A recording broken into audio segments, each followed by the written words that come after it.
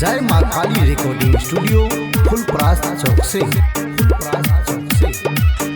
गेल साहबन कल सोमवारी कना धाते काबली है सब सोमवारी बोला बम्मा बोलत जी है भोला के दुआरी जल चढ़ाई है सक सोमवारी भांग सब पिसला चिहिलम न किसला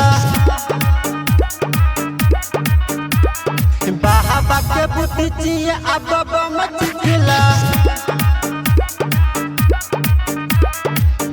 गेल साहबन कल सोमवारी कना धाते काबली है सब सोमवारी बोला बम्मा बोलत जी है भोला के दुआरी जल चढ़ाई है सक सोमवारी भांग सब पिसला चिलम न किसला बाबा के पुटी चाहिए अब बम धुला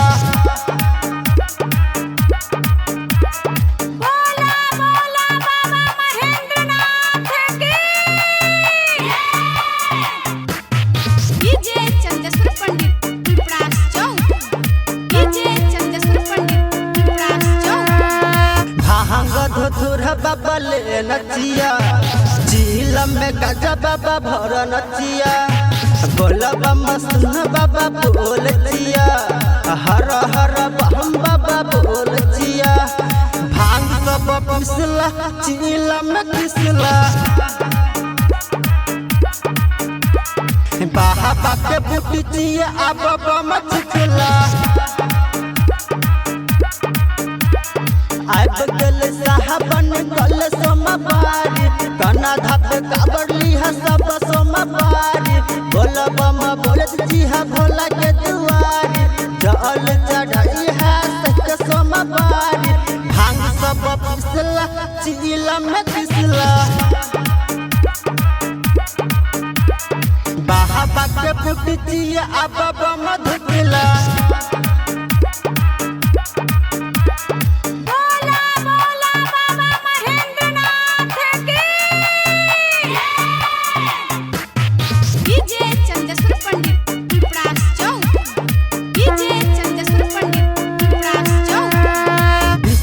बन ककवरिया जाय छह देखी बम्मा भोला के दुआरिया राइटर बबल हुसन छ भान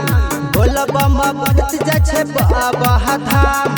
आप बम्मा रुकला चिला मधुला बाबा के पुट चाहिए सब बम्मा धुला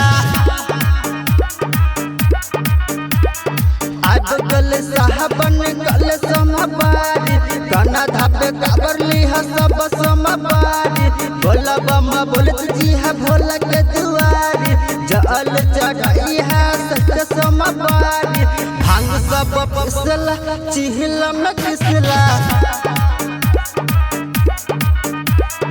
बाबा के पुटी चाहिए अब बम चिखला